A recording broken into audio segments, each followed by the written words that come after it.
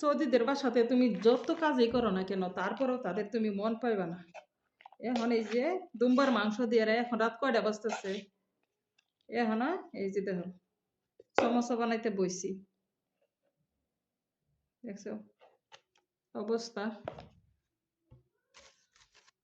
বাসা বাড়ির কাজের মেয়েদেরকে দিয়ে সৌদিরা যেভাবে কাজ করায় 1000 থেকে 800 রিয়াল বেতন দেয় বাঙালি মেয়েদের, আর ফিলিপিনি ইন্দোনেশিয়া মেয়েদেরকে মনে করো যে 1500 থেকে 2000 রিয়াল বেতন দিয়ে থাকে। তারপরেও একটা ইন্দোনেশিয়া মেয়েদেরকে দিয়ে এই বাঙালি মেয়েদের মতন কাজ করাইতে পারে না। এখন রাত বাজতেছে প্রায় আমরা প্রবাসী মেয়েরা সৌদিদের যতই করি না কেন তারপরেও তাদের মন পাওয়া যাইব না। এই যে এগুলোকে কি বলো, কোন ডিস্ট্রিক্টের মানুষে কি বলো অবশ্যই সবাই কমেন্টে জানাবে। আর এইগুলো বানাইতে গেলে কিন্তু এই যে দুম্বার মাংস লাগবে, ঠিক আছে?